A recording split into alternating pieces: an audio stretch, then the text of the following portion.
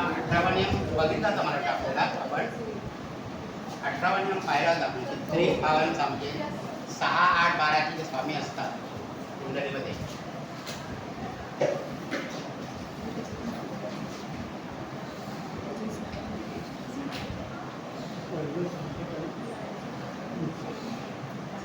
हे 6, 8 आणि 12 ही स्थान आहेत. हे आपण त्रिक स्थान म्हणतो, अशुभ स्थान म्हणतो. आणि या स्थानांचे स्वामी सुद्धा अशुभ फळ देणारे असतात. आणि या स्वामींचा जर संबंध म्हणजे इथून आपण कर्ज बघतो, इथून संकट बघतो आणि इथून नुकसान बघतो, व्यय असतात असं. तर ह्या भावाचे म्हणजे ही ज्या अशुभ स्थानाचे स्वामी आहेत या स्वामींचा संबंध ज्यावेळेला आपल्या चांगल्या भावांशी येतो, चांगला भाव म्हणजे हा धनभाव आहे, हा सुखस्थान आहे, हे कर्मस्थान आहे. ज्या भावांशी जेव्हा संबंध येतो तेव्हा त्या भावासंबंधी जी सुख आपल्याला मिळणार आहे त्याच्यामध्ये अडथळे एवढं साधं लॉजिक आहे. म्हणून ह्या स्थानांचे स्वामी कोणत्या स्थानामध्ये बसले ते कोणत्या स्थानाचे स्वामी बरोबर बसले हे आपल्याला बघावं लागतं. म्हणजे यांचा संबंध धनस्थान, सुखस्थान किंवा करिअरचं दशमस्थान यांच्याशी न आलेला बरा. 6, 8, 12 या स्थानांच्या स्वामीचा संबंध ज्यावेळी धनस्थान, सुखस्थान किंवा करिअरचं स्थान या स्थानांशी किंवा या आवेशांशी येतो, या स्थानांच्या स्वामीशी येतो त्यावेळेला आपल्या जीवनामध्ये अनेक समस्या उत्पन्न होतात. अर्थ तुम्ही लक्षात घ्या की हे जे त्रिक भाव आहेत त्या भावांचे जे स्वामी ज्या वेळेला धनस्थान, सुखस्थान आणि कर्मस्थान वेगळं होतात त्यावेळेला आयुष्यामध्ये सगळ्या गोष्टी सोप्या मिळत नाही. ते दुष्टचक्र चालू राहतं. प्रत्येक वेळेला आपल्याला त्याच्याकरता खूप अडचणींचा सामना करावा लागतो. हा त्याच्यामागचा उद्देश. नंतर 19वा जो नियम आहे त्याच्यामध्ये व्यय आणि धनभावाचा संबंध. हे व्ययभाव आहे आणि हा धनभाव आहे. आपण असं लिहून घ्या, प्राचीन तर तुम्हाला हे येणार नाही. व्यय हा धन, हे षष्ठ, अष्ट असं ते तुम्हाला ज्या वेळेला धनस्थान आणि व्ययस्थान यांचा संबंध येतो. समजा धनस्थानचा स्वामी व्ययस्थानामध्ये आहे किंवा व्ययस्थानचा स्वामी धनस्थानामध्ये आहे किंवा एकमेकांच्या स्थानामध्ये येतो किंवा एकत्र आहेत दोन्ही धनस्थानामध्ये किंवा व्ययस्थानामध्ये, अशी ज्यावेळेला परिस्थिती असते त्यावेळेला त्या व्यक्तीकडे पैसा टिकत नाही, पैशाचा संचय होत नाही. तर त्यांचं आवक असते तेवढाच खर्च होतो किंवा त्याच्यापेक्षा जास्त खर्च होतो. जर व्ययस्थानचा स्वामी जर जास्त बलवान असेल तर इन्कमपेक्षा एक्सपेंडिचर जास्त म्हणजे कर्जबाजारीपणा येतो. जर धनस्थानचा स्वामी बलवान असेल तर जितकं कमवतो त्यातलं शिल्लक काय पडत नाही, एकदम सगळा ते खर्च होतो किंवा अगदी थोडेफार करू शकतो, शिल्लक पडते. म्हणजे अशा अडचणी येतात धन आणि व्ययस्थानचा स्वामी एकत्र असेल तर. नंतर आणि पुढचा नियम असा आहे की ज्यावेळेला मंगळ आणि राहूची युती असते, मंगळ आणि राहूची युती ज्यावेळेला होते कुंडलीमध्ये त्यावेळेला अंगारक योग निर्माण होतो. अंगारक योग हा योग व्यक्तीला रागीट, आक्रमक आणि अविचारी बनवतो. आता इथे मंगळ आणि राहू यांचा विचार केला.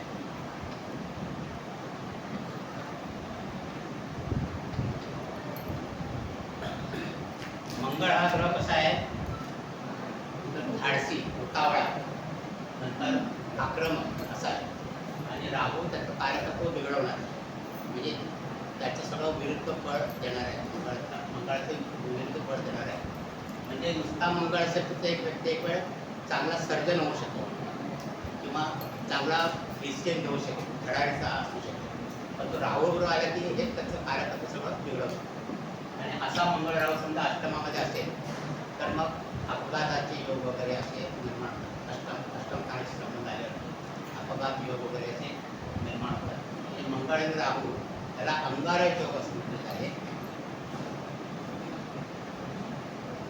त्यामुळे अशा व्यक्तींच्या आयुष्यामध्ये वादविवाद जास्त असतात. हा बोला.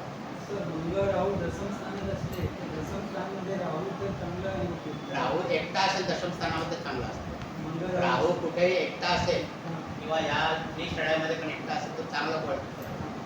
दशम स्थानाकडून एकटा राहू असेल तर तो छत्र चामर योग करतो, चांगला पडतो. पण तो एखाद्या ग्रहाबरोबर असेल तर मात्र त्या ग्रहाचं पण कार्यकर्ता बिघडतो आणि राहू पण बिघडतो. त्या ग्रहाबरोबर असू नये. मंगळाबरोबर असेल तर जास्त बिघडतो. आता मंगळ राहू ही युती जी आहे, मंगळ राहू युती ही सुद्धा आपल्या भावंडांच्या बद्दल चांगलं बळ देते. भावंडांच्या बद्दल चिंता उत्पन्न करते. का चिंता उत्पन्न करते? तर मंगळ हा तृतीय स्थानाचा कारक ग्रह आहे. भावंडांचा कारक आहे ना मंगळ. आणि तिथे राहूने मंगळाचं कार्यकर्ता बिघडत तर भावंडांपासून त्रास होतो किंवा सुख मिळत नाही किंवा भावंडांमध्ये एखादं व्यंग असू शकतं, आजारपण असू शकतं. अशा गोष्टी निदर्शनाला येतात. मंगळ आणि राहू हा प्रश्न तुम्हाला विचारतात. कुंडलीमध्ये मंगळ राहूची युती भावंडांमध्ये वैगुण्य दाखवतो, बरोबर की चूक असं, तर तो बरोबर आहे असं तो प्रश्न आहे. आणि मग ते सुद्धा कुंडलीला मारक आहे मंगळ राहूचा युती. मंगळ राहूचा जसं मंगळ राहूचा आहे तसा गुरु आणि राहू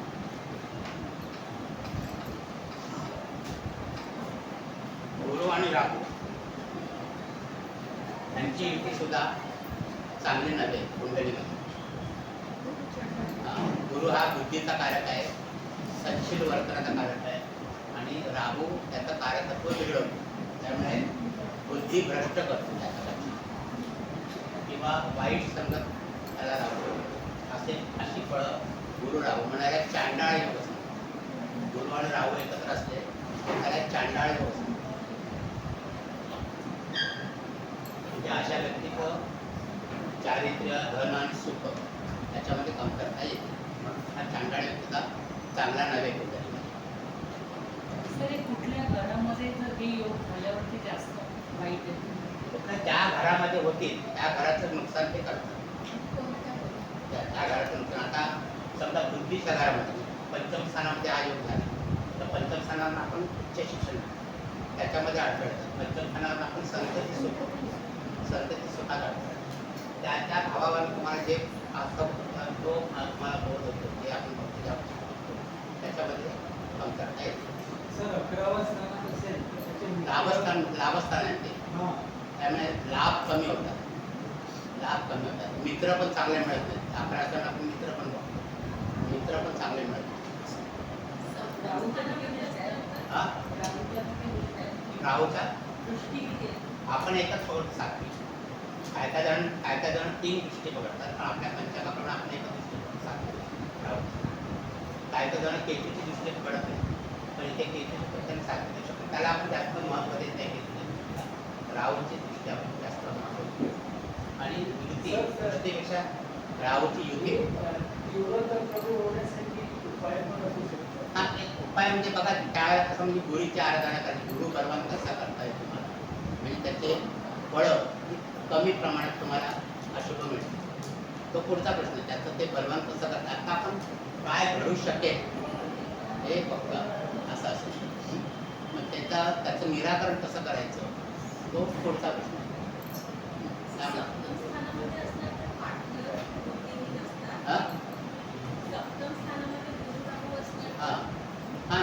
वैवाहिक सुखामध्ये अडथळे येतात.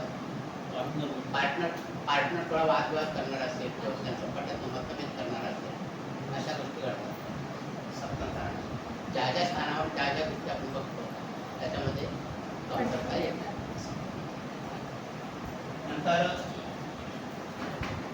हे असे 2 योग खराब आहेत.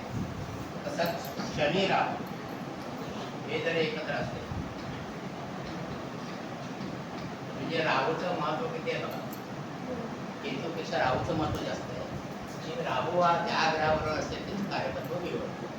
आणि कुंडलीतील मुख्य ग्रह म्हणजे मंगळ, गुरु आणि शनी हे महत्त्वाचे ग्रह आहेत. त्यांचं कार्यकत्व बिघडलं तर कुठल्या दर्जा घसरतात. आता शनी आणि राहू जर एकत्र असतील, शनी राहू, तर याला शापित दोष असं म्हणतात. शनी आणि राहू एकत्र असतील त्याला शापित दोष असं म्हणतात.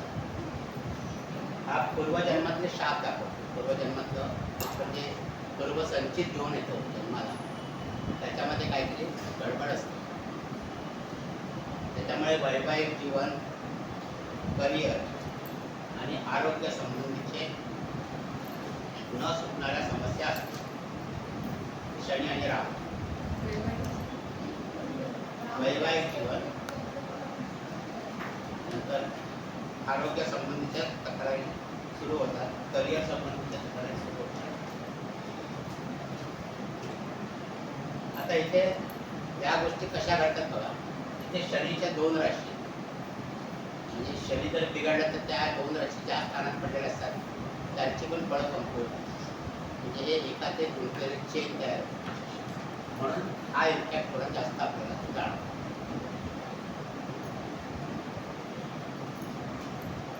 नंतर एक आहे तो पाप कर्तरी योग.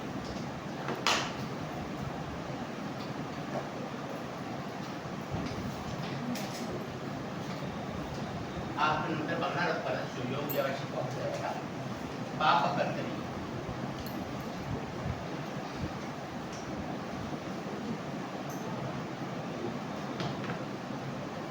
त्यावेळेला कुठलंही स्थान हे 2 पापग्रहांच्या मध्ये असते.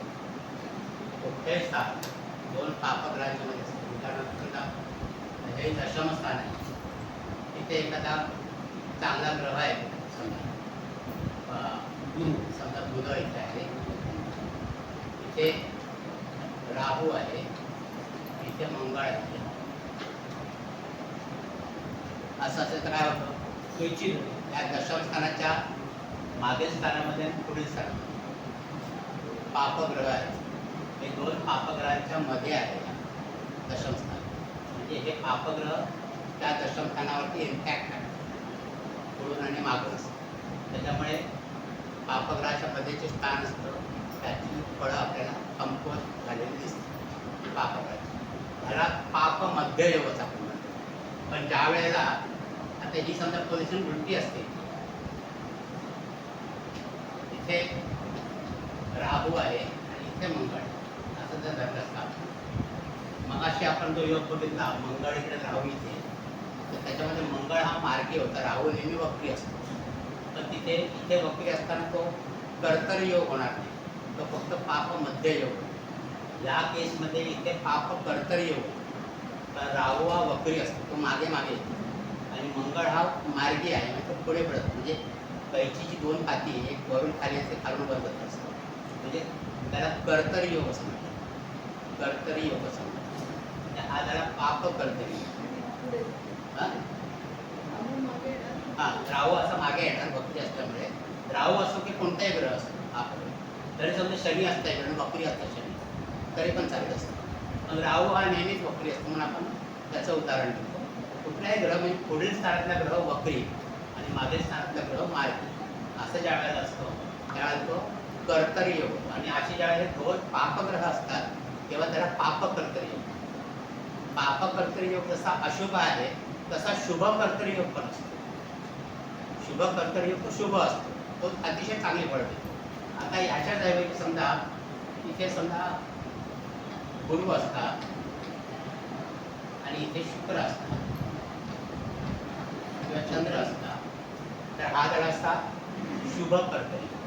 आता गुरु जर इकडे वक्री असतात, गुरु इकडे वक्री केव्हा होईल, त्यावेळेला तो रवीपासून दूर असतो. म्हणजे रवी इथे ते इथे रवी असेल त्यावेळेला गुरु इथला वक्री असणार. मग अशा वेळेला गुरु वक्री आहे, म्हणजे गुरु मागे मागे येतोय आणि शुक्र पुढे पुढे जातोय आणि दोन्ही शुभ ग्रह आहेत, त्याच्यामुळे हा शुभ कर्तरी योग.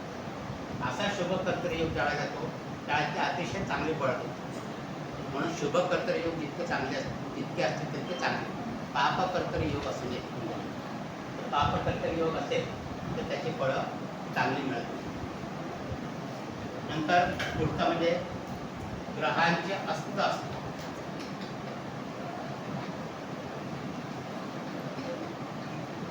ग्रह अस्त अस्तंगत असतो. कोणताही स्थानांचा स्वामी ज्यावेळेला अस्तंगत असतो त्यावेळेला तो फळ देण्यामध्ये असमर्थ असतो. आता अस्तंगत ग्रह केव्हा होतो? जेव्हा तो रवीच्या प्रभावाखाली होतो, रवीच्या जवळ असतो. आणि रवी हा तेजस्वी ग्रह आहे. त्या रवीच्या तेजामुळे त्या ग्रहांचं तेज सगळं रोखलं जातं, म्हणून तो अस्तंगत होतो. आणि असा ग्रह असतो तो बलवान नसतो, त्याच्यामुळे तो फळ द्यायला कमजोर असतो.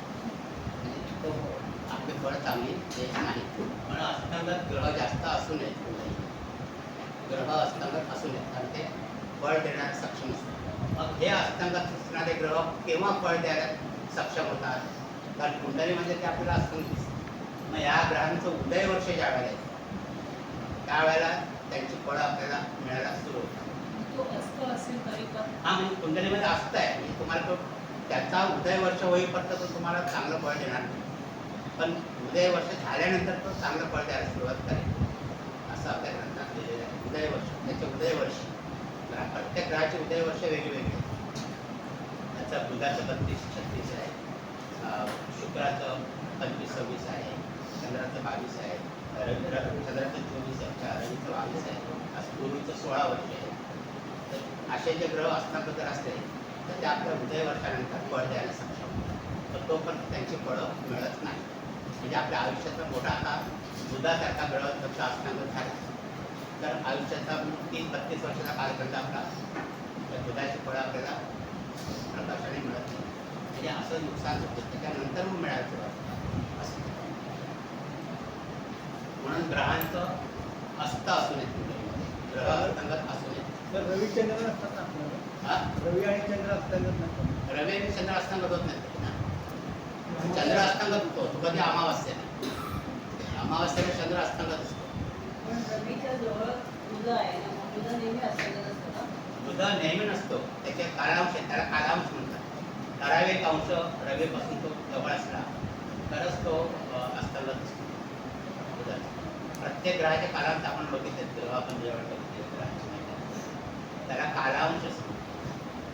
जेवढे अंश पुढे गेला रवीपासून, तसं चंद्राचे कालांश 12 अंश आहे. म्हणजे रवीच्या पुढे 12 अंश गेले की तिथी पूर्ण होते, प्रतिपदा पूर्ण होते. मग तो अस्तंगत त्याचा प्राण निघून जातो चंद्राचा. म्हणून अमावास्येचा जन्म आपण अशुभ समजतो, कारण चंद्र त्यावेळेला अस्तंगत असतो, चंद्र अस्तंगत असतो. असं जितके ग्रह अस्तंगत असतील कुंडलीमध्ये तितका त्याचा दर्जा कमी असतो कुंडलीचा. नंतर पापग्रह वक्री असू नये. पापग्रह वक्री असू नये. म्हणजे पापग्रह एकतर अशुभ फळ देतात आणि वक्री झाल्यावर ते जोरदार पण तेच फळ देतात. शुभ ग्रह जर वक्री असेल चांगली फळं देतात, जोरदार फळं देतात. पण पापग्रह असतील तर त्यांचे पापग्रहांची फळं, अशुभ फळं ते जोरदार फळ देतात. म्हणून कुंडलीत शक्यतो पापग्रह वक्री असू नये.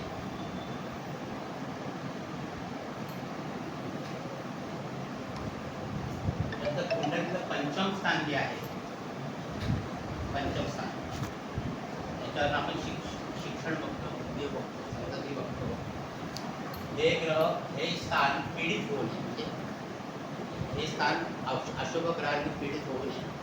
पंचम स्थान किंवा पंचम स्थानावरती पापग्रहांची दृष्टी किंवा पापग्रहांची युती पंचम स्थानामध्ये असं काही नसावं, किंवा राहू वगैरे असे ग्रह नसावे पंचम स्थान. असे असले तर व्यक्ती चुकीचे निर्णय घेतो, शिक्षण अर्धवट राहतं, शिक्षणामध्ये अडथळे येतात अशा व्यक्तींच्या, आणि आयुष्याला योग्य दिशा मिळते. पंचम स्थान एक महत्त्वाचं स्थान आहे आपल्याच्यामध्ये, तर पंचम स्थान बिघडलेलं असू नये. नंतर केंद्रस्थानामध्ये जास्त पापग्रह असू नये.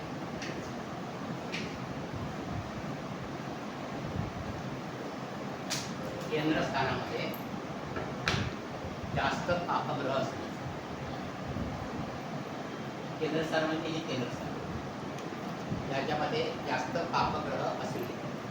आता पापग्रह असले म्हणजे काय होतं की आपल्याला ते जास्त मेहनत करायला लागते, म्हणजे खूप मेहनतीने त्याचं फळ मिळतं. शुभग्रह असतील तर आरामात फळ मिळतं. पापग्रह असतील तर आपल्याला त्याच्याकरता खूप मेहनत करावी लागते, खूप खूप श्रम करावे लागतात. त्याच्यानंतर पापग्रहांचा फळ मिळतो. पापग्रहाने अशुभ फळ कळते.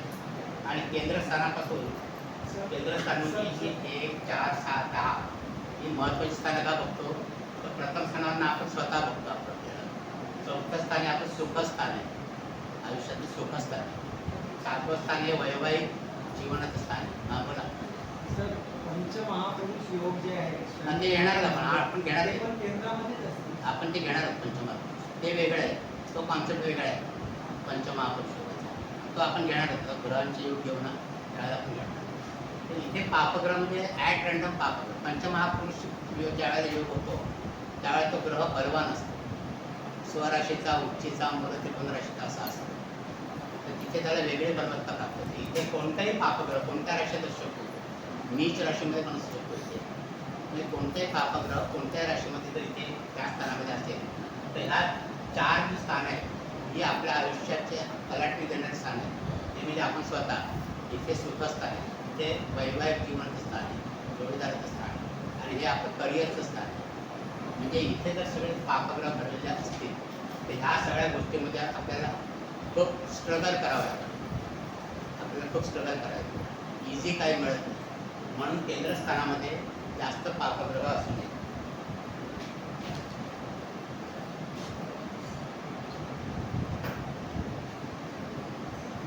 नंतर पुढचा नियम आहे तो नवमांश कुंडलीवरती आहे.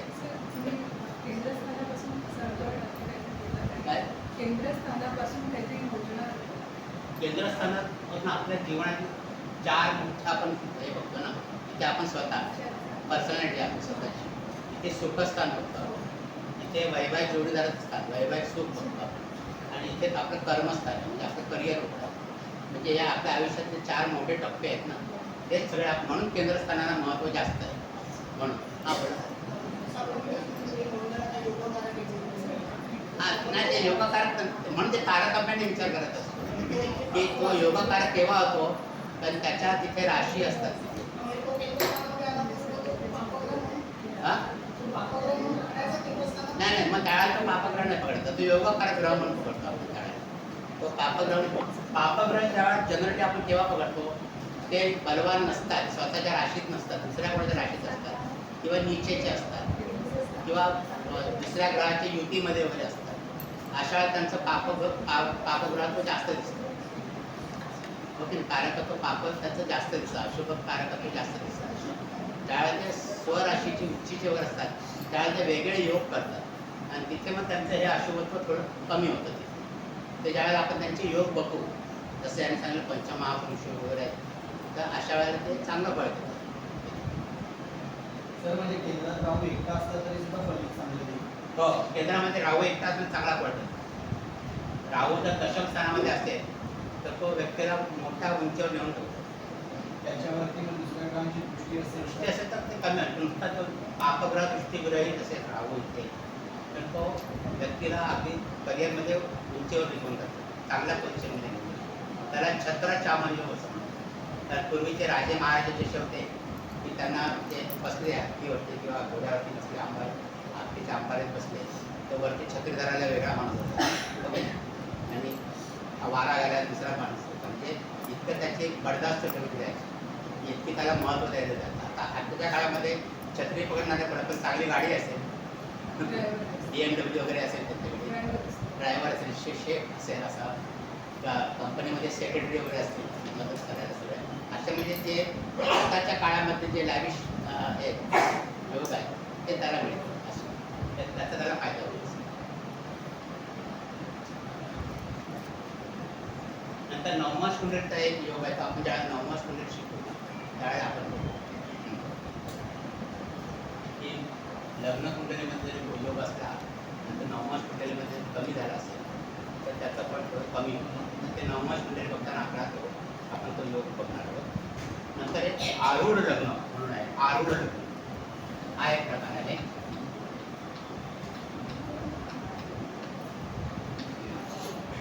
आरूढ लग्न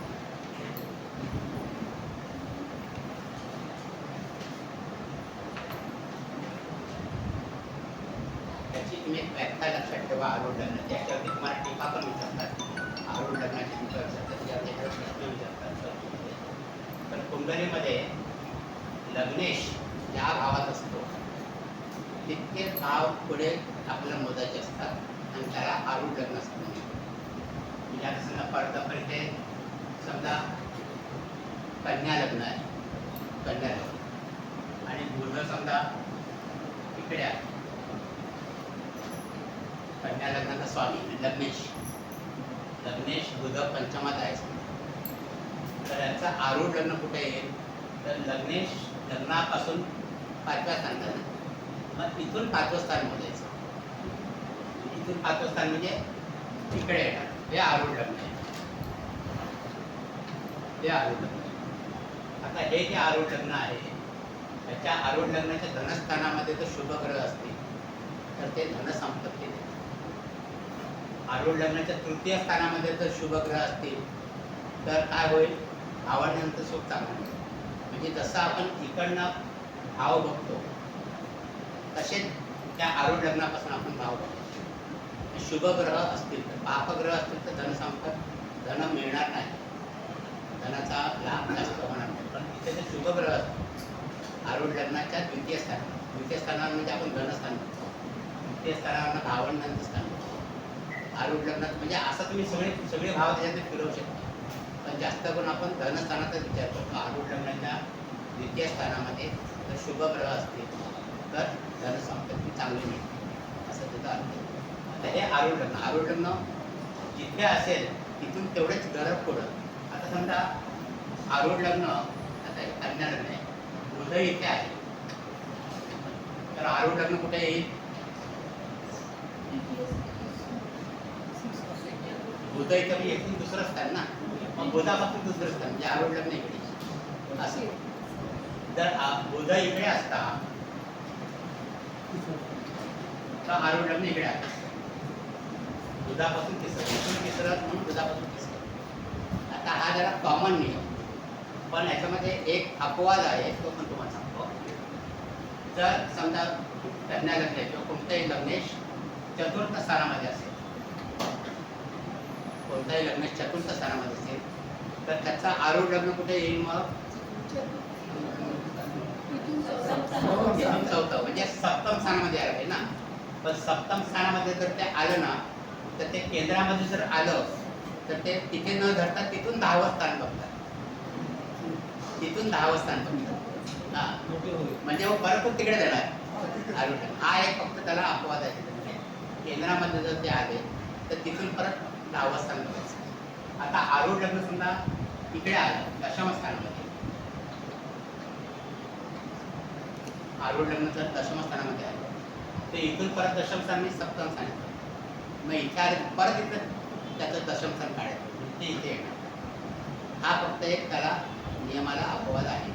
केंद्रस्थानामध्ये जर आरूढ लग्न आलं तर तिथून परत त्याचं दशम स्थान आपण बघतो आरूढ लग्न. बाकी कुठेही आलं तर ते त्या स्थानामध्ये आपण म्हणतो आरूढ लग्न. तर ह्या आरूढ लग्नाच्या द्वितीय स्थानामध्ये शुभग्रह असतात, धनसंपत्ती चांगली असते. मग इथे जर पापग्रह असेल किंवा एखादा ग्रह नसेल तर धनसंपत्ती तेवढी चांगली नसेल असं होतं. किंवा आरूढ लग्नावरती पापग्रहांचा प्रभाव असेल तरी सुद्धा त्या जातकाची प्रतिमा, इमेज खराब होते समाजामध्ये, त्याला संधी कमी येते. आणि हे सगळे नियम बघितल्यानंतर सगळ्यात महत्त्वाचं म्हणजे त्या ग्रहांच्या महादशा आणि अंतर्दशा, महादशा आणि अंतर्दशा.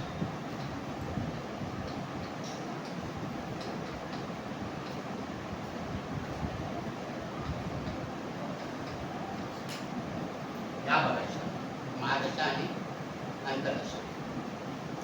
म्हणजे कुंडलीमध्ये कितीही चांगले योग असले आणि समजा महादशा अंतर्दशा जर अशुभ ग्रहांच्या असल्या तर त्या तेवढ्या काळामध्ये त्या योगाचं फळ तुम्हाला मिळत नाही. म्हणजे जिथे तुम्हाला त्या योगाचं फळ त्याला तेवढ्या काळामध्ये मिळत नाही. म्हणून महादशा आणि अंतर्दशा कालनिर्णय करताना तुम्हाला सांगितलं आहे की कुंडलीमध्ये योग दिसायला सगळे असतात, पण त्याचं फळ कधी मिळेल तर एक तर महादशा आणि अंतर्दशेमध्ये आणि गोचर प्रमाणे, गोचर प्रमाणे. सर ते अष्टक वर्ग सांगतात ते त्याच्यावरच आहे. हा अष्टवर्ग आहे ते गोचर अष्टवर्गामध्ये नाही, अष्टवर्ग कसं आहे ते अष्टवर्गामध्ये प्रत्येक ग्रह कोणत्या कोणत्या ह्याच्यामध्ये बिंदू देतो आणि कुठे बिंदू देत नाही. त्याच्यावरती किती त्याला रेखा मिळाल्या किंवा बिंदू मिळाले, त्या ग्रहाने किती गुण दिले त्याचं ते टेबल. आपलं जे छोटं पुस्तक आहे ना त्याच्यामध्ये मागे ते दिलेलं आहे. रवी 3, 6, 10 म्हणजे बिंदू येतो, बाकी काय तो बिंदू देत नाही असं त्याचं फळ. असं प्रत्येक ग्रहाचे दिले आहेत. ते प्रत्येक ग्रहाचे आपण मांडले की प्रत्येक भावाला किती बिंदू मिळाले असं त्या अष्टवर्गाचं म्हणजे त्याचं नेचर असं आहे. आणि अष्टवर्गामध्ये जर 28 गुण जर मिळाले तर तो बॉर्डर होतो चांगला असतो. 28पेक्षा कमी असेल तर तो भाव कमकुवत झाला असा. 28पेक्षा जास्त असेल तर भाव बलवान. म्हणजे कोणत्याही भावाचा 28चा त्यांनी पॅटर्न ठेवला. म्हणजे सगळेच काय तुम्हाला 349 की 350 51 काहीतरी असे बिंदू आहे. म्हणजे प्रत्येक त्याला जर 12ने मी भागलं तर साधारण 28चा ॲव्हरेज येतो. म्हणजे 28 गुण असतील साधारण 28 तर ते ॲव्हरेज असं. त्याच्यापेक्षा जास्त असेल तर तो भाव बलवान झाला. त्याच्यापेक्षा कमी असतील तर तो भाव बलवान झाला. आता हे पण जे भाव आहेत त्याच्यामध्ये त्या ग्रहांच्या अंतर्दशा आणि महादशा येताना मग त्या ग्रहाने त्या भावाला किती गुण दिले ते बघायला मिळतं. ते तुम्हाला पुढे अष्टवर्गात शिकवतो. असं आहे. म्हणजे कुंडलीमध्ये आपल्या किती योग चांगले असतात. समजा धनस्थानाचे योग चांगले आहेत, करिअरचे योग चांगले आहेत, पण करिअरच्या स्थानासंबंधीच्या महादशा आणि अंतर्दशा जोपर्यंत येत नाही तोपर्यंत त्याचं फळ तुम्हाला मिळणार.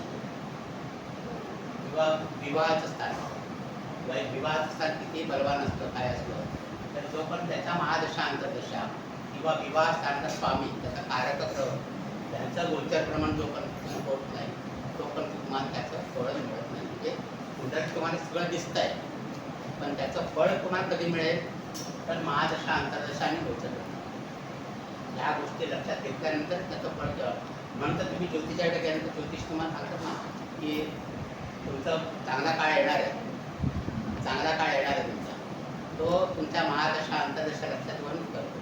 आणि गोचर प्रमाण पण मोठ्या ग्रहांचं होतं. आणि चंद्राचं काय दर 2.25 दिवसांनी राशी बदलतो. शुक्र बुध पण तसंच बदलतो. म्हणजे ज्यावेळेला मंगळ, गुरु, शनी किंवा हर्षल वगैरे जे ग्रह आहेत ते एका राशीमध्ये बऱ्याच काळाने येतात. म्हणजे बऱ्याच काळी राशी होतात. म्हणून त्यांचं गोचर प्रमाणाला महत्त्व दिलं जातं. ते गोचर प्रमाण कसं आहे, ते गोचर प्रमाण कसं आहे तर अशा प्रकारे त्याचं तुम्ही फलित करू शकता. एका ज्योतिषाने तर त्यांच्या पुस्तकात दिलं होतं की तुमच्याकडे कोणतीही कुंडली आली की त्याच्या महादशा अंतर्दशेचं पान काढा. त्याच्यामध्ये मंगळामध्ये शनीची अंतर्दशा,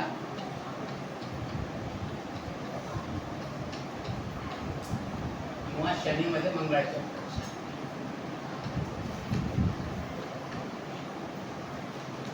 हे जिथे जिथे तुम्हाला दिसेल तिथे तिथे तुम्ही त्या पिरियडला ब्रॅकेट करा असं आणि सांगा त्या काळ तुमच्याकडचं चांगला नाही. त्यात शनी आणि मंगळ हे दोघंही एकमेकांची शक्ती आहेत. हे दोघांची कारकत्व त्याच्यामध्ये नेहमी युद्ध चालू असतं मंगळ आणि शनीचं. म्हणून यांच्या ज्या महादशा अंतर्दशा असतात त्या सर्वसाधारणपणे त्रासदायक म्हणजे एखादे मंगळा शनीमध्ये दुसरी महादशा अंतर्दशा तर चालेल, मंगळामध्ये दुसऱ्यांदा चालेल, पण मंगळ आणि शनी जेव्हा दोघं एकत्र येतात तेव्हा त्यांच्यामध्ये ते युद्ध चालू असतं. म्हणजे हा काळ जो असतो हा प्रत्येक कुंडलीमध्ये काही ना काहीतरी त्यांना कष्ट देऊन जातो. तर त्यांनी ते ह्याच्याकडे लक्ष ठेवा, ते लक्षात प्रत्येक म्हणजे आता कॉन्फिडन्स कुंडली असते तिथे पण तुम्हाला खुणा दिसतील महादशा अंतर्दशामध्ये. कधी अशी खूण दिसते, कधी अशी खूण दिसते. म्हणजे जिथे प्लस खूण असते तेव्हा ती महादशा त्या महादशेला अंतर्दशा चांगली जाईल, जिथे असेल तर ती चांगली जाणार असं. हे पण तुम्हाला तिथे कळतं असं. म्हणजे फक्त आलं तर बघा तुम्ही.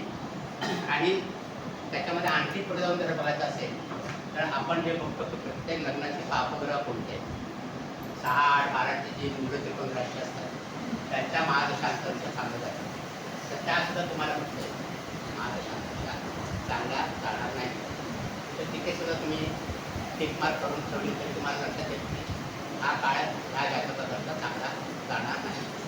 किंवा गोचर भ्रमण त्याच्यातून शनीचं आणि मंगळाचं किंवा राहूवरून राहू जातो, शनीवरून शनी येतो. शनी ज्यावेळेस चंद्रावर जातो, चंद्राच्या मागून पुढे त्यावेळेस 7:30चा काळ असतो. चंद्राच्या मागे आणि पूर्वी स्थानामध्ये जेव्हा शनी असतो तर चंद्राच्या स्थानामध्ये तेव्हा त्या जातकाला 7:30 सुरू असतो. त्या स्थानामध्ये चंद्र असतो, त्याच्या मागील स्थानामध्ये शनी आला होतो की 7:30ला सुरुवात होते. ती 2.5 वर्ष, ते दुसरी 2.5 वर्ष, तिसरी 2.5 वर्ष, अशी 7.5 वर्षाचा जो काळ त्याला 7.5 7.5चा विचार करून त्यावेळेला 7.5 कशी सुरू होते आणि केव्हा संपते. आणि प्रत्येक वेळेला 7.5 वर्ष तुम्हाला अशुभ जाते असं नाही. ते काही काही चांगली पण जातात, काही अशुभ जातात असतं.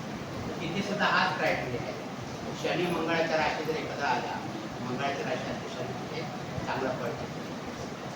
तो काळ तो चांगला शनीच्या तिथे म्हणून प्रत्येक ग्रहाचे मित्र शत्रू तुम्हाला अगदी बाहेर आणतात.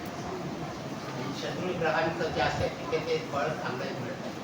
पापग्रह तिथे काहीतरी नुकसान करतात. सध्या शनी शनी मंगळ ते आपण जसा महान असा विदसा पण क्रिकेट जे आहे हां, ते पण बघावं लागेल. कुठला विदिशा विदशा तर छोटा पिरियड असतो. पण हा पिरियड कसा असतो, महादशा आणि अंतर्दशा म्हणजे म्हणजे काही महिन्याचा पिरियड असतो ना. आता जरी महादशा असली, शनीची महादशा 19 वर्षाची असली तरी 19 वर्ष काय अशुभ जात नाही शनीची. त्याच्यामध्ये ज्यावेळेस दुसऱ्या पापग्रहाची येते आणि तो पापग्रह पण कुंडलीमध्ये अशुभ स्थानामध्ये असतो, तोच पिरियड फक्त जरा आपल्याला चांगला जातो. विदशाचा पिरियड काही दिवसांचा असतो, त्याच्यामुळे तो इतका आपण लक्षात घेत नाही, तो एक दिवस निघून जातो. पण काही महिन्यांचा पिरियड ज्यावेळेला असतो त्यावेळेला तो काळगाळा जास्त होतो. मग तिथे आपल्या प्रकर्षाने लक्षात येतं की आपले दिवस कसे आहेत. तसे चांगले दिवस पण येतात, चांगले दिवस निघून जातात, ते आपल्याला कळत नाही. पण फक्त वाईट दिवस फक्त आपण मोजत बसतो, अजून किती दिवस बाकी बसतो. चांगल्या दिवसाला आपण मोजत बसत नाही. त्यामुळे ते आपल्याला लक्षात येत नाही. पण वाईट दिवस असते की आपल्याला लक्षात येतात. कष्ट आपलं काही होत नाही ते आपल्याला लगेच लक्षात येतं. असं 4 पैसे जास्त मिळतात ते आपल्याला लक्षात येत नाही, ते चुकावणारे असतात आपल्याला. तर असाच असतो. म्हणून शनी मंगळ शनी त्यांच्या महादशा अंतर्दशा ही लक्षात येतात. असे हे जे योग आहेत, तर हे योग तुम्ही बघितल्यानंतर सध्याचं गोचर सांगा ना. शनी जरा वक्री झालाय तर आता काय होत शनी आता वकील म्हणजे वक्री फळ आणखी अशुभ फळ देणार नाही. सध्या मीनेमध्ये आहे शनी. म्हणजे आता ते मोजताना गोचरमध्ये मीन राशी आणि मीन बघायचं. आता समजा इथे समजा मीन आहे, समजा इकडे आहे धनु लग्न समजा हां 3, 6. आता शनी इकडे आहे समजा आणि मूळ शनी कुठे तो बघायचा. मूळ शनीपासून हा शनी कुठे आहे आणि चंद्रापासून हा शनी कुठे आहे. चंद्रापासून हा शनी कुठे आहे ते बघायचा. चंद्रापासून जर तो 4, 8, 12 मध्ये असतो त्यावेळेला 4था आणि 8वा शनी असेल तर तो 2.5 वर्षी ढय्या देतो. जरा ढय्या असेल पनवती म्हणतात, पनवती छोटी पनवती 2.5 वर्ष. आणि ज्यावेळेस 12वा येतो त्यावेळेस तो 7.5 सुरू होत असते. चंद्रापासून 4था, 8वा आणि 12वा शनी चांगलं, कुठलाही ग्रह चांगला नाही, चांगलं फळ देत चंद्रापासून. आणि बाकीच्या ग्रहांपासून मग शनीपासून शनी कितवा आहे. मग शनी या कुंडलीमध्ये कोण आहे, त्या कुंडलीमध्ये तो गणेश आणि तृतीयेश आहे ना. मग इथे जर तो शनी वक्री झाला आणि शनीपासून शनी अशुभ झाला, शनीपासून शनी अशुभ आला तर तो या 2 स्थानांचा मग फळ बिघडावेत ना, चांगलं मिळणार. म्हणजे असं ते गोचर प्रमाणे बघायचं. किती दिवस असेल तिथपर्यंत हां, वक्री किती दिवस असेल तितके दिवस त्या व्यक्तीला थोडा त्रास काढायला. ऑक्टोबरपर्यंत. हां, आता म्हणजे इतका तो वक्री असेल आणि तो कितवा आहे, शनीपासून शनी कितवा आहे तो. हां, जे गोचर भ्रमण आहे ते आपण लग्नावरून बघायचे का चंद्र राशीमध्ये बघायचे. ॲक्च्युली ते चंद्रावरून बघतात गोचर नाही, पण लग्नावरून पण बघायचं. आपण लग्न कुंडली म्हणतो ना, तर लग्नावरून पण बघायचं. पण जास्त करून गोचर चंद्रावरून बघतात. जास्त करून गोचर आहे ते चंद्रावरून बघतात. तुम्ही जे भविष्य वाचता ते चंद्र कुंडलीवरनंच वाचता, चंद्र राशीवरनंच वाचता भविष्य. पण आपले जे योग आहेत कुंडलीमध्ये ते आपण लग्न कुंडलीवर लावतो जास्त करून. म्हणून त्या योगांकरता आपण लग्न कुंडलीचं पण गोचर बघायचं. नाही सर, आता सध्या ना टीव्हीमध्ये येते ना, कर्क राशी म्हणतात ते, कर्क राशि में सध्या गुरु उच्चच आहे कर्क राशीमध्ये ना. सप्तम दृष्टि 7वें घर में है तो बोलता शादी हो जाएगी, तो सब कर्क वालों की शादी हो जाएगी ऐसा नहीं होता। कोणाचं काय म्हणतात मला नाही कळलं. कर्क राशीमध्ये आता गुरु उच्च जे हा, आहे हा. मग त्याची सप्तम दृष्टी सप्तम स्थानात करते, म्हणजे कर्क हा. राशीवाले जेवढे पण लोक आहेत हा. ते दुसरे ज्यांच्या कर्क राशी असेल हा. तर त्यांचं लग्न होणार हे सर्व गोष्टी सांगतात. कर्क राशी कर्क राशी कुंडलीमध्ये कुठे आहे? हा चंद्र राशी चंद्र राशी कर्क राशी समजा अष्टमात असेल तर तो विवाह देईल का? असं आहे. नाही देणार ना. अष्टमावरून आपण उलट घटस्फोट वगैरे बघतो. जर तो सप्तम स्थानामध्ये असेल प्रथम स्थानामध्ये असेल तर तो विवाहाला मदत करेल ना. तो जर अष्टम स्थानामध्ये षष्ठ स्थान म्हणजे सप्तमाचं वेळ स्थान आहे ना ते. म्हणजे चंद्र राशी कुठे आहे, कर्क राशी कुठे आहे आपल्या कुंडलीमध्ये हे पण बघायला पाहिजे ना. कर्क राशी कुठे आहे हे बघायला पाहिजे. तर यांचं म्हणणं असं आहे की पहिला आता गुरु कर्केला पहिला गुरु आहे, हां त्याची दृष्टी 5व्या स्थानावर आहे, 7व्या स्थानावर आहे, म्हणजे 2-3 स्थानं ऑपरेट होत आहे हो. असं यांचं म्हणणं आहे. मी त्याला हां, विवाह ते 5वं 7वं स्थान जे आहे ना, पण गुरु प्रथम स्थानामध्ये असेल तर ना. नाही, चंद्रकुंडनुसार तर गुरु पहिला गुरु आहे ना आता गुरु कर्क राशीप्रमाणे हां, ना. कर्क आहे. हां, कर्क राशीप्रमाणे समर्थ मकर राशी येणार ना तिथे. मकर राशी म्हणजे मकर राशीत शनी कुठे ते बघायला पाहिजे तुम्हाला. त्याच्यावरती दृष्टी आहे का बघायला पाहिजे. ते बघायला पाहिजे. म्हणजे बऱ्याचशा गोष्टी तुम्हाला बघायला लागतात. एकच असा नियम लावता येत ना त्याच्यावर तुम्हाला. म्हणून आता आपण जे हे 30 नियम बघितले ते 30 नियम तुम्हाला नकारार्थी जरी वाटले तरी सगळ्या नियमांची भीती घ्यायची नाही. कारण कुंडलीमध्ये जो फलादेश असतो तो कधी एका नियमाने बिघडत नाही. ज्यावेळेला 4-5 नियम एकत्र येतात त्यावेळेला कुंडलीमध्ये 4-5 म्हणून आपण त्या फुल्या मारल्या तरी बरोबरच्या थोडा दिल्या होत्या. तर जिथे फुल्यांचं प्रमाण जास्त असेल त्यांनाच हा अनुभव जास्त आहे. एकाच दुसरी फुले असेल तर एवढा अनुभव येणार नाही नकारात्मक. किंवा बरोबरच्या ज्या चिन्ह जास्त असतील तर नकारात्मक इफेक्ट कमी होतो त्याचा. नकारात्मक जिथे फुल्यांचं प्रमाण जास्त होतं म्हणून आपण ते बघितलं होतं कोणत्या कुंडलीमध्ये फुले जास्त आहेत तिथे बरोबरची चिन्ह जास्त आहेत हे आपण पाहिलं होतं मागच्या. तर त्याप्रमाणे त्याचा आपल्याला फलादेश करायचा असं. नंतर एखादा समजा अशुभ तुम्हाला योग दिसला कुंडलीमध्ये. आता जर मगाशी आपण बघितलं मंगळ राहूचा अंगारक योग आहे, शनी राहूचा शापित योग आहे किंवा गुरु राहूचा चांडाळ योग आहे. असे जरी योग दिसले तर त्याच्यामध्ये ते योग करणारे ग्रह किती बलवान आहेत त्याचा विचार करायला पाहिजे.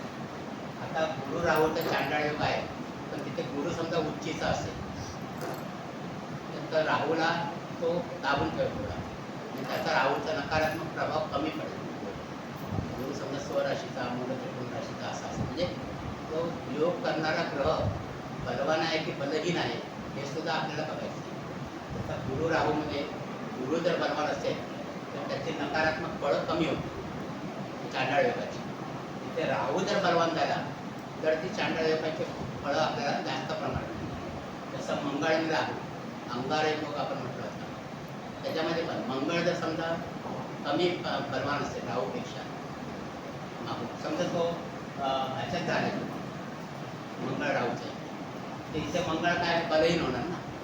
मिथुन राशीमध्ये बुधाची राशी आहे आणि राहूची ही उच्च राशी आहे. इथे राहू उच्चीचा झाला मग इथे त्या नकारात्मकतेची फळं जास्त प्रमाणात इथे जास्त प्रमाणात. हे जर समजा दशम स्थानामध्ये मकर राशीमध्ये झाला आहे तर मकरामध्ये मंगळ उच्चीचा होतो तिथे राहूला बलवत्ता मिळत नाही. मग त्या नकारात्मक योगाची फळं कमी प्रमाणात मिळतात. म्हणजे कोणता ग्रह बलवान आहे ते सुद्धा आपल्याला बघायला पाहिजे. नुसता योग झाला म्हणजे तो अशुभ फळ देईल असं नाही. म्हणजे कोणत्या 2 ग्रहामध्ये योग असतो होतोय त्याच्यातला कोणता ग्रह बलवान आहे हे सुद्धा आपल्याला बघायचं आहे. त्याच्याप्रमाणे आपली फळं आपल्याला ठरवायची आहे. हां हो हो भरगोत्तम आहे तो नवमास कुंडलीमध्ये भरगोत्तम होतो. नवमास कुंडलीमध्ये चांगला पडतो.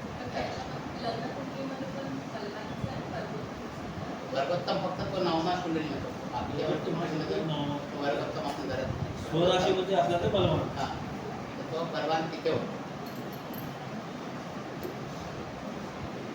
म्हणून म्हणून कुंडलीमध्ये किती नकारात्मक योग आहेत ते आपण बघायचे. ते जर जास्त प्रमाणात असतील तरच त्याचा विचार नकारात्मक आपण करायचा. एखाद दुसरा योग असेल तर त्याच्यापासून घाबरायचं कारण नाही, त्याचा प्रभाव एवढा जास्त पडत नाही. पण जर जास्त जर नकारात्मक योग असतील तर मात्र मग त्या महादशा अंतर्दशामध्ये त्याची फळं तुम्हाला मिळतात. थोडक्यामध्ये काय कुंडलीमध्ये जास्तीत जास्त ग्रह 6, 8, 12 असू नये, हा आपला बेसिक नियम आहे. तर 6, 8, 12 जे ग्रह असतात ते चांगलं फळ देतो. हा चांगला आपला बेसिक नियम झाला. त्याप्रमाणे आपल्याला कुंडलीचं मूल्यमापन करायचं आणि मग ते मूल्यमापन केल्यानंतर कुंडलीमध्ये किती नकारात्मक योग आहेत, किती सकारात्मक योग आहेत, ते मग त्याची फळं कधी मिळतील तर महादशा, अंतर्दशा आणि गोचर. सकारात्मक ग्रहांची गोचर प्रमाण जर आलं, आता मग सांगितलं गुरु समजा उच्चित असेल कोणाचा, राहू कमी असेल तर काय होईल, गुरुच्या महादशा अंतर्दशेमध्ये चांगले फळ मिळेल. मग जरी तो योग नकारात्मक असला तर त्याचा अशुभ फळ मिळणार. तर हे तारतम्य आपलं सगळं बाळगायचं आहे. सर कुंडलीमध्ये केमद्रुम योग असेल तर त्याचं होतं का? हो, केवद्रुम योग आहे, तो पण येणार ना, आपण आता बघणार. केवद्रुम योग सगळं बघणार. ग्रहांचे योग आपण सुरू करणार ना, त्याच्यामध्ये आपण ते बघणार. आणि चंद्र मनसोज आता म्हणतात ना तुम्ही. हो, ते आपण बघू ना. केवद्रुम सगळे योग आपण बघणार. बद्दल असं आहे की प्रभू श्रीरामचंद्रच्या कुंडलीमध्ये केमद्रुम होता म्हणून ते वनवासला गेले. तर सर्व घाबरतात की अरे बाबा आपली किती वनवास मग केवद्रुम योग तसाच आहे तो. आपण बघणार आहोत त्यावेळेला. आता ग्रहांचे योग आपण बघणार ना, त्याच्यामध्ये सगळे योग आपण बघणार. खूप योग आहे, तुम्ही सकून जा योग बघणार, एवढे योग आहे. नुसते नाभास योग 32 प्रकारचे आहेत. नाभास योग ते प्रत्येक ग्रहांवरच्या अवलंबून आहे. आपले जे जनरल योग आहे ते सुद्धा बघितलं तरी खूप झाले. त्या ग्रहांचे जनरल योग जे आहेत ते सुद्धा बघितलं. काय म्हणाल तुम्ही? काय म्हणाल तुम्ही? नाभास योग आपण बघणार होते. तुम्ही जर आपला ते नोट वाचले असेल ग्रहांची, त्याच्यामध्ये तुम्हाला ते आढळते. असे ते योग आहेत. आता हे जे कुंडलीचं मूल्यमापन आहे, आपण ते नकारात्मक दृष्टिकोनाने केलं पाहिजे. असं तुम्हाला सकारात्मक दृष्टिकोनातून होऊ करता येईल. हे आपण नकारात्मक बाजू बघितली, तिथे सकारात्मक बाजू बघायची. एवढं नकारात्मक बाजू करता आपण ही स्थानं पाहिजे होती. सकारात्मक बाजू करता 5, 9 लग्नस्थान आहे, अशी स्थानं बघायची. 9, 25 ते सकारात्मक बाजू. दोन्ही बाजून तुम्ही कुंडल्यांचा विचार करू शकता. किती योग चांगले आहेत, खराब आहेत. जास्त खराब असेल योग तर मग मात्र महादशा, अंतर्दशा कोणत्या आहेत त्याच्यावरती आपलं जजमेंट आपण करायचं असं. तर हे योग आपण आता संपवले आहे. त्याच्यानंतर आपण जाणार आहोत ग्रहांची माहिती घेण्यामध्ये. ग्रहांचे योग बघणार होतो आपण.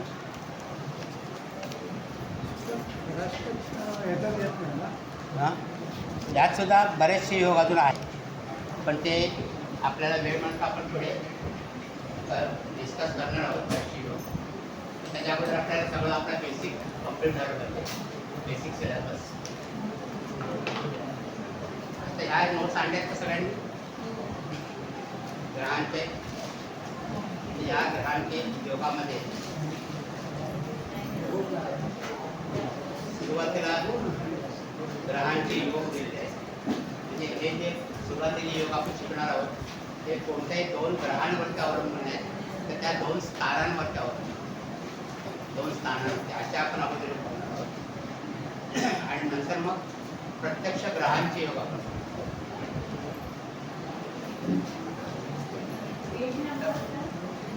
पेज नंबर 7 त्याच्यातून ग्रहांचा त्याच्यामध्ये 7वा ग्रहांचे योग दिले. ग्रहांचे योग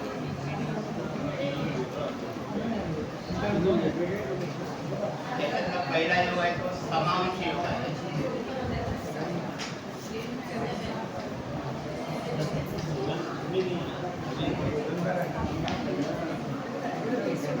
समांश योग किंवा युती योग. समांश योग किंवा युती योग. पेज नंबर 7 खजिना ग्रहांचा म्हणजे खजिना ग्रहांचा जो भाग आहे ना त्यातला त्याच्यामध्ये 7 नंबर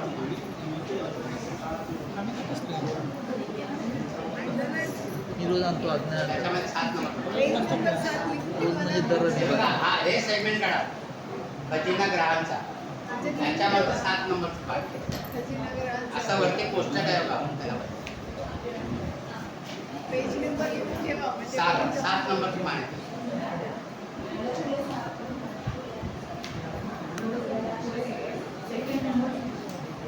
नाही मिळालं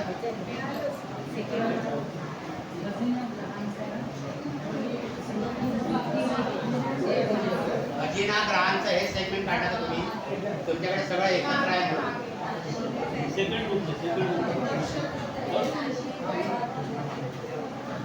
मिळालं तुम्हाला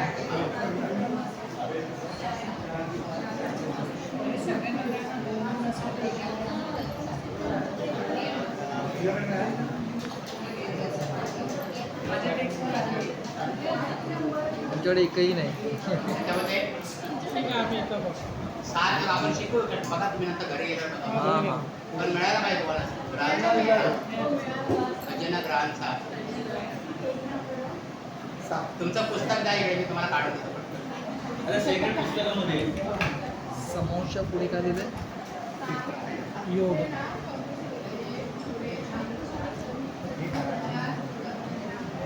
ठीक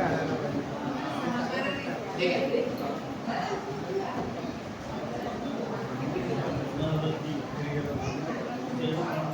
ते ग्रहांचे योग दिले बघ ग्रहांचे योग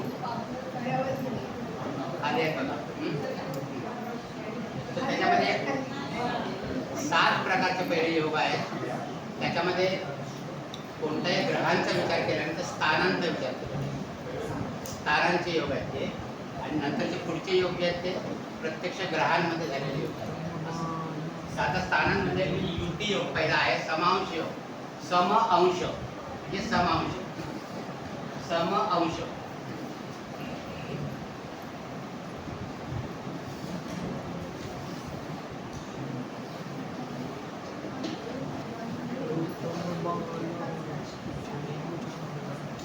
समअंश ज्यावेळेला 2 किंवा अधिक ग्रह एकाच राशीमध्ये किंवा एकाच स्थानामध्ये एकाच स्थानामध्ये एकत्र असतात त्यावेळेला तो युती योग इथे दिलाय सगळं लिहून देऊ नका तुम्ही समजून घ्या 2 ग्रह ज्यावेळेला एकाच स्थानामध्ये असतात तेव्हा ते युतीमध्ये याचं सापडतं मी समजा हे प्रथम स्थान घेतलं इथे चंद्र आहे आणि बुध आहे चंद्र आणि बुध आहे आता चंद्र आणि बुध हे दोन्ही शुभ ग्रह आहेत त्याच्यामुळे शुभ ग्रहामध्ये जर युती असेल तर ती शुभ युती असेल 2 पापग्रह असतील तर ते अशुभ युती एक शुभ ग्रह आणि एक पापग्रह असेल तर ते मिश्र युती असे 3 कॉम्बिनेशन त्याच्यामध्ये आहे आता एक राशी आपण बघतो एका त्याच्या भावामध्ये एक राशी 30 अंशाची असते ओके आता हे ग्रह कोणत्याही अंशावरती असते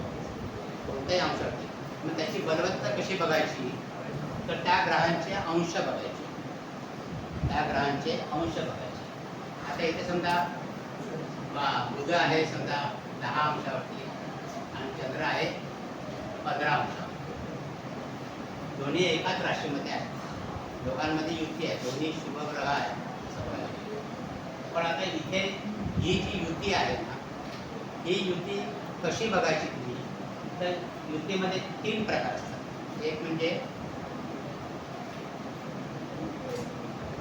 वर्तमान युती एक भूत युती आणि एक भविष्य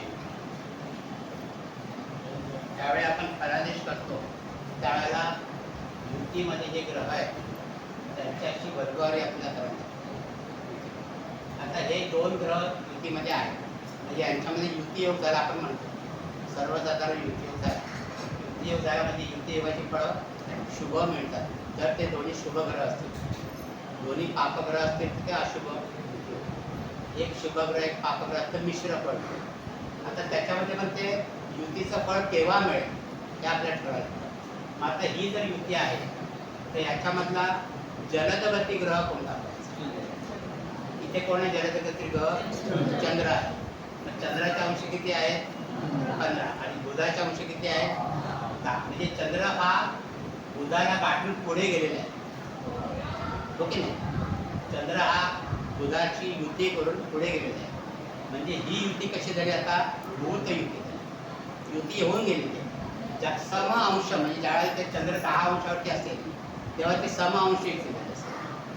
चंद्र ज्यावेळेला 10 अंशावरती असेल तेव्हा ती समांश युती आपण म्हणतो. समांश योग आहे ना ती समयुती. मग त्यावेळेला ती वर्तमान युती आपण सांगतो. त्याला आपण वर्तमान युती म्हणतो. म्हणजे त्यावेळेला त्या युतीचे फळ आपल्याला प्रत्यक्षात मिळत असतात. वर्तमान युती ज्यावेळेला असते चंद्र इथे 10 अंशावरती असेल. आता त्यांचं 1 आपण बघतो 2 अंशाचा आपण धरतो. म्हणजे चंद्र 8 अंशापासून 12 अंशापर्यंत असेल तर तो वर्तमान युतीमध्ये असं आपण म्हणतो. वर्तमान युतीमध्ये असं आपण म्हणतो. मग त्यावेळेला ती फळं तुम्हाला लागलीच मिळालेली असतात अशी. इथे काय झालं आहे चंद्र युती करून पुढे गेला आहे. म्हणजे युती होऊन गेली आहे 2 ग्रहांनी. आणि जरी दिसायला ही युती असली तर ही भूत युती आहे. म्हणजे याची फळं जातकाला मिळून गेली आहे. जातकाला मिळालेली आहे याची फळं. पुन्हा जेव्हा चंद्र तिकडे येईल त्यावेळेला पुन्हा ती फळं युतीची मिळतात असा त्याचा अर्थ. पण आत्ता सध्या वर्तमान युती नाही आहे. ही भूत युती आहे बरोबर.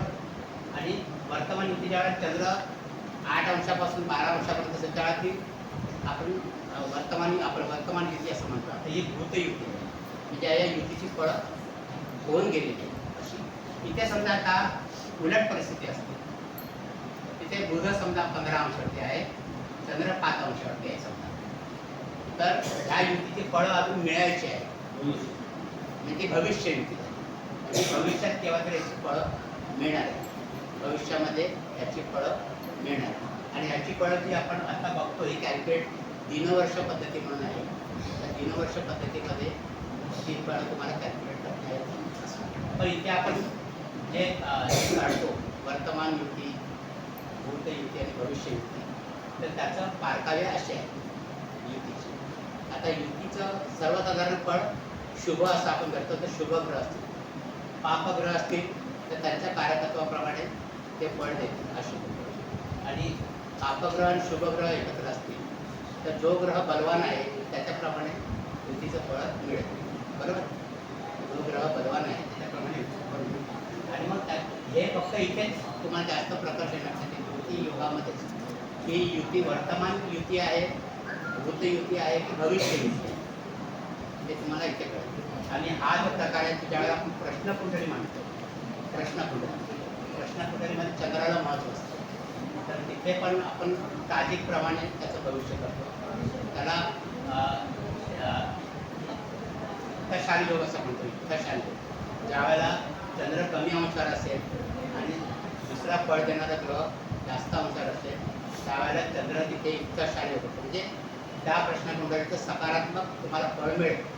पण आता तो चंद्र किती वेळानंतर फिरत जाईल.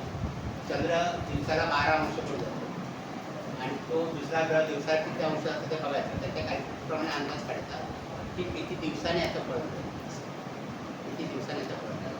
आता इथे बुध आणि चंद्र दोघेही फास्ट मूव्हिंग ग्रह आहेत त्याच्यामुळे लवकरात लवकर. आता इथे बुधाच्या वेळी समजा गुरु असतात तर गुरुचं प्रमाण कमी गतीने होतं ते. आणि मग ते गुरुला गाठायला म्हणजे गुरुचं हे गाठायला चंद्राला जास्त वेळ लागेल. तर मग तसा इथं त्याचा तितका वेळ तसा द्यायचा. म्हणजे इत्थशाली युती त्याच्या इत्थशाली युती आहे इस्राफ योग आहे इत्थशाली योग आहे हे ह्याच्यावरतीच सगळे बेस्ट आहे युती योग प्रश्नकुंडली. पण ते ताजिकमध्ये येतं ते पुढच्या अष्टमाशी. इथे युतीमध्ये समांश आहे. तिथे कोणत्याही 2 ग्रहांचा आपण विचार करतो पण ते किती अंशावर आहेत कोणत्या स्थानामध्ये एकत्र आहेत हे आपण बघतो.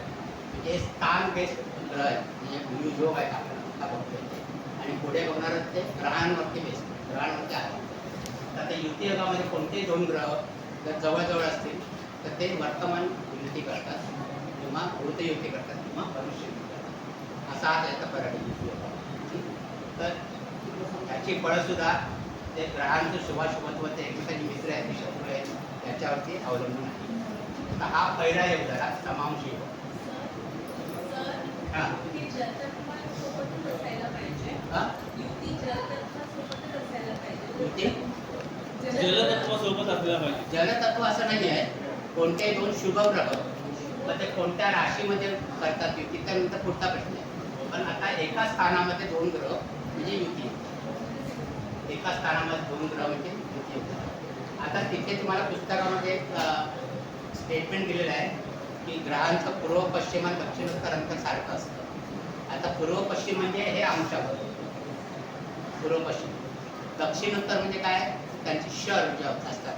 कारण अवकाशामध्ये जरी दोन ग्रह एकत्र दिसत तरी प्रत्यक्षात ते एकमेकांपासून कित्येक मैल दूर असतात तसे एकमेकांपासून. म्हणजे ते दक्षिणोत्तर अंतर पण ते एकाच दिशेमध्ये असतात म्हणून आपल्याला ते जवळजवळ दिसतात दक्षिणोत्तर. जसं रवी उदय कधी कधी आपल्या डोंगराच्या मागे दिसतो, कधी बिल्डिंगच्या मागे दिसतो, कधी समुद्राच्या त्याच्यावर क्षितिजावर दिसतो. म्हणजे आपलं विजन जे आहे ते एका रेषेत आपण बघतो त्याला. प्रत्यक्षात ते अंतर खूप जास्त असतं. म्हणजे दक्षिणोत्तर अंतर आपण बघतो. पूर्व पश्चिम म्हणजे हे पूर्व पश्चिम अंतर. हे याचे 15 अंश याचे 5 अंश आहेत. म्हणजे हे पूर्व पश्चिम अंतर याचं इथे बघतो. दक्षिणोत्तर म्हणजे चंद्राची कक्षा वेगळी असेल, बुधाची कक्षा वेगळी असते. पण ते एका सरळ रेषेत असल्यामुळे आपण ते युती योगामध्ये त्यांना करतो. म्हणजे दक्षिणोत्तर अंतर आणि पूर्व पश्चिम अंतर हे असं करायचं. तर हे युती योग झाला.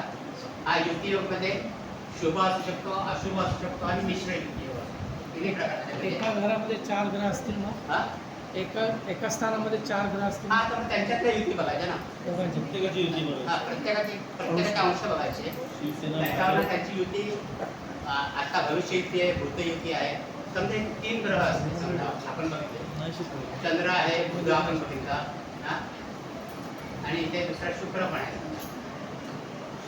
शुक्र हा तर शुक्र समजा 2 अंशावरती आहे, बुध समजा 28 अंशावरती आहे आणि चंद्र समजा 10 अंशावरती आहे. किंवा इथे शुक्र 10 अंशावर घेऊ आपण, चंद्र 2 अंशावरती घेऊ.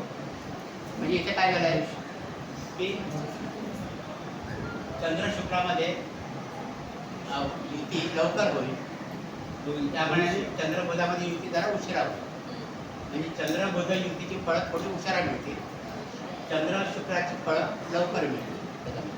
तर हे दोघं आणि चंद्र यांना गाठणार आहे. चंद्र सगळ्यात जलद गतिग्रह आहे म्हणून ते आपण चंद्राचा विचार करायचा. तर चंद्र शुक्राला अगोदर गाठणार आहे, त्याच्यानंतर तो बुधाला गाठणार आहे. बरोबर आहे. म्हणजे चंद्र शुक्राची युतीची फळं अगोदर मिळतील आणि चंद्र बुधाच्या युतीची फळं नंतर मिळतील. दुसरा प्रश्न म्हणजे शुक्र आणि बुध. शुक्र आणि बुधामध्ये पण जो जलद गतिग्रह असेल तो दुसऱ्या ग्रहाला जेव्हा गाठेल तेव्हा शुक्र बुध यांच्यातली युती फळं असं. म्हणजे 2 ग्रह असो, 3 ग्रह असो, 4 ग्रह असो, तसा विचार करा युती योग. बरोबर. तर हे युती योग. आणि अंशात्मक योग आणि जर युती योगाचं पूर्ण फळ मिळत असेल तर त्याचे दीप्तांश आपण लक्षात दिला पाहिजे. दीप्तांश म्हणजे दोघांमधलं कमीत कमी अंतर.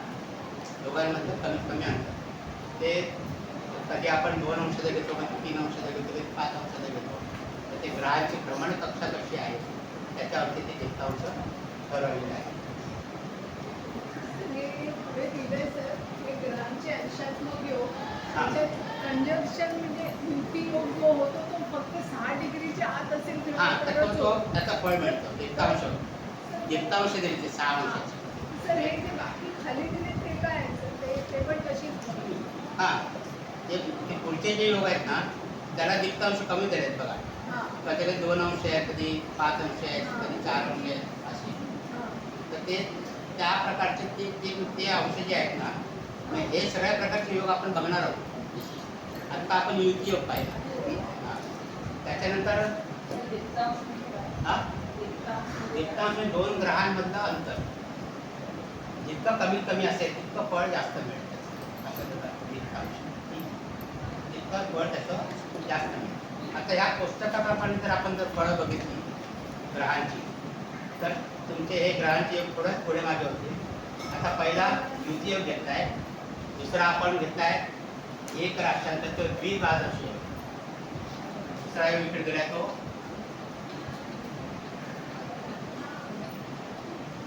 द्विद्वादशी योग.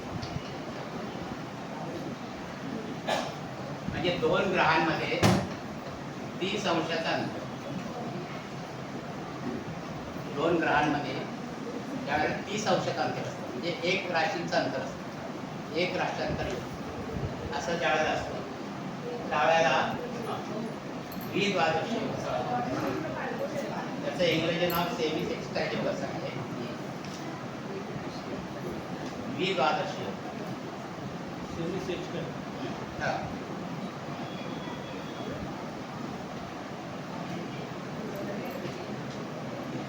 आता इथे सुद्धा काय आहे बघा, द्विद्वादशी योग हे शुभ पण आहेत आणि अशुभ पण आहेत. द्विद्वादशी तर इथे ते कसं बघायचं की समजा एक ग्रह इथे आहे, समजा एखादा ग्रह इकडे आहे, कुठल्या ग्रह मंगळ ग्रह आहे इथे, आणि इथे समजा शनी आहे, इथे गुरु आहे, समजा असं धरलं द्विद्वादशी. याच्यामध्ये पण द्विद्वादशी योग झाला, 30 अंशाचं अंतर आहे, इथे पण 30 अंशाचं अंतर आहे. आता याची सुद्धा दीप्तांश बघायची तर त्यांच्या अंश बघायला 30 अंशापेक्षा जास्त आहेत, कमी आहेत. त्याचं दीप्तांश जे खेळ आहे त्याच्यामध्ये असेल तर प्रकर्षाने त्याची फळं मिळतात. त्याच्यात जास्त अंतर असेल तर तेवढी फळं प्रकर्षाने मिळणार नाही. आता इथे सुद्धा काय मंगळ आणि शनी यांच्यातला द्विद्वादशी योग आहे, पण मंगळ आणि शनी कसे आहेत, एकमेकांचे शत्रू आहेत मंगळ आणि शनी. त्याच्यामुळे हा जर योग झाला तर तो अशुभ पळते, निगेटिव्ह पळते द्विद्वादशी. इथे मंगळ आणि गुरु हे एकमेकांचे मित्र आहेत, म्हणजे यांच्यातला द्विद्वादशी योग आहे तो चांगला पळतो असा त्याचा. म्हणजे समान तत्व समान गुण असे ज्या ग्रहांचे आहेत ते चांगले पळते. हा झाला एक भाग. नंतर द्विद्वादशी योग कोणत्या स्थानात नव्हतं आपण केलं हे सुद्धा इथे लक्षात घेतलं पाहिजे. आता जर द्विद्वादशी योग समजा इथे मंगळ इथे आहे, समजा मंगळ आणि गुरु इथे द्विद्वादशी योग झाला, पण हे अशुभ स्थान आहे. म्हणजे ज्या वेळेला द्विद्वादशी योग 6, 8, 12 किंवा हे त्रिशळाचं स्थान आहे, या स्थानातनं होतील, म्हणजे एक ग्रह या स्थानामध्ये असेल 3, 6, 8, 12 तर तो योग परत नकारात्मक फळ देईल. आणि त्याच्या अगोदर आपल्याला तो शत्रुग्रह आहे की मित्रग्रह आहे ते बघायचं. मग इथे समजा मगाशी आपण बघितलं होतं इथे दोन्ही हे शत्रुग्रह पण आहे आणि हे स्थान पण अशुभ आहे, म्हणजे याची फळं जास्त निगेटिव्ह.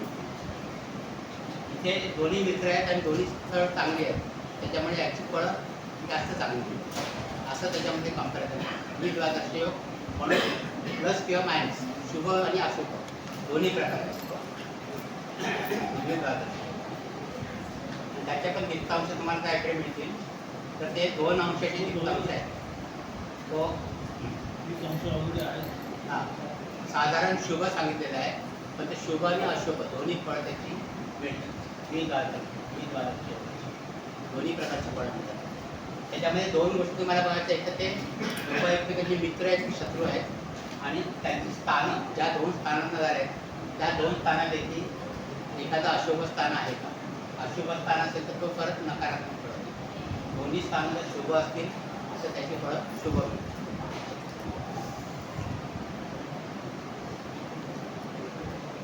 नंतर तिसरा जो तिथे गेला आहे 45 अंशाचा, तो आपण एवढा बघत नाही, अर्ध्या केंद्र आपण एवढा बघत नाही. आता काही पुस्तकात ना असं पण त्यांनी दिलेलं आहे बघा की इथे मंगळ समजा 29 अंशावरती आहे आणि ते गुरु समजा 10 अंशावरती. मंगळ 29 अंशावरती आहे आणि गुरु 10 अंशावरती. मग हा युती योग होईल की द्विद्वादशी योग होईल. अंशात पण बघितलं तर 30 अंशाच्या आतमध्ये आहेत ना. इथे आता एकच अंश बाकी राहिला, नंतर तो इकडे येणार. या दोघांमध्ये 11 अंशाचा फरक आहे. म्हणजे अंशात्मक बघितला तर तो युतीयोग सुद्धा होऊ शकतो नाही.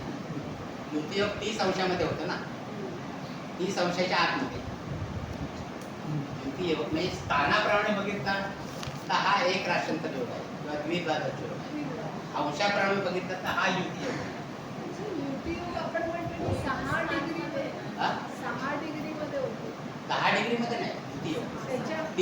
30 अंशाच्या आतमध्ये असते ते युती योग होतं ना सर्वसाधारणपणे. दीप्तांश त्याचे 6 डिग्रीचे आहे. दीप्तांश म्हणजे त्या युती योगाची फळं जर तुम्हाला प्रकाशाने मिळायची असतील पूर्णपणे मिळायचे असतील तर ते 6 अंशाच्या आतमध्ये दीप्तांश त्याला म्हणतात. पण एकंदर 30 अंशामध्ये जरी असते तरी ते युती योगामध्ये असतात. तर असे योग तुम्हाला साधारण वदाभटांच्या पुस्तकामध्ये दिसतील विवेचनामध्ये की इथे मग तुम्हाला प्रश्न पडला हा युती योग कसा झाला, तिथे 2 ग्रह आजूबाजूला पण तिथे ते अंशात्मक विचारतात किंवा इथे समजा गुरु 2 अंशावरती आहे तर हे पण दीप्तांशामध्ये आले. म्हणजे असा विचार फक्त वदाभटांच्या पुस्तकामध्ये तुम्हाला केलेला दिसेल, बाकीच्या कुठल्या पुस्तकात नाही दिसणार तुम्हाला. पण त्याच्यामध्ये पण फरादेशामध्ये खूप फरक पडतो. तर ते हा सुद्धा तसा बघायला गेला तर सर्वसाधारणपणे द्विद्वादश योग आहे. पण अंशात्मक बघायला गेला तर हा युती योग आहे. हा युती योग आहे. कळलं ना. मागच्या स्थानातला ग्रह जास्त अंशावरती आणि पुढच्या स्थानातला ग्रह अगदी कमी अंशावर आहे. म्हणजे 30 अंश आधी इथे तर दीप्तांशामध्ये दोघांमध्ये फक्त 3 अंशाचा फरक आहे. फक्त 3 अंशाचा फरक आहे म्हणजे दीप्तांशामध्ये पण. तर हा सुद्धा युती योग म्हणून तुम्ही लिहिलं तर त्याचा चूक तर मिळणार नाही. तर तुम्हाला असं जर अंशात्मक आहे हा अंशात्मक योग आपण लिहितो तर हा अंशात्मक युती योग आहे. हा द्विद्वादश योग नाही म्हणत. जर ढोबळ मानाने बघायचा तर 2 स्थानात झाला म्हणतो द्विद्वादश योग आहे. पण अंशात्मक बघितलं तर हा युती योगच आहे आणि त्याच्यामध्ये फक्त 3 अंशाचा फरक. हे पण तुम्ही तुमची नजर इतकं पण असली पाहिजे की अंश बघितल्यानंतर तो युती योगच आहे की द्विद्वादश योग आहे. तर आज आपण हे 2 योग बघितले. पुढच्या वेळेला आपण सुरुवात करते. हा मग ते तुम्हाला आता सांगतो ना युती योगाची व्याख्या काय आहे. ज्या वेळेला 2 ग्रहांमध्ये 30 अंशापेक्षा कमी अंतर असतं. 30 अंशापेक्षा अंतर कमी असतं म्हणजे ते कधी एकाच स्थानामध्येच असतात ना. एकाच स्थानामध्ये असतात जनरली एकाच स्थानामध्ये असते तर 30 अंशापेक्षा कमी अंतर असतं. 2 वेगवेगळ्या स्थानांमध्ये असतील तर जास्त अंतर त्याच्यात असू शकतं. आणि अंशात पण बघितलं इथे पोझिशन कशी आहे. इथे मंगळ जरी वेगळ्या राशीत असला तर ती राशी सोडण्याच्या मार्गात आहे, बॉर्डरवरती आहे म्हणजे 29 अंशावरती आहे. आणि ते गुरु जो आहे ते नुकता या राशीमध्ये आले म्हणजे त्यांच्यातलं अंशात्मक अंतर किती आहे 3 अंशात आहे. म्हणून तो युती योग सुद्धा तुम्ही करू शकता.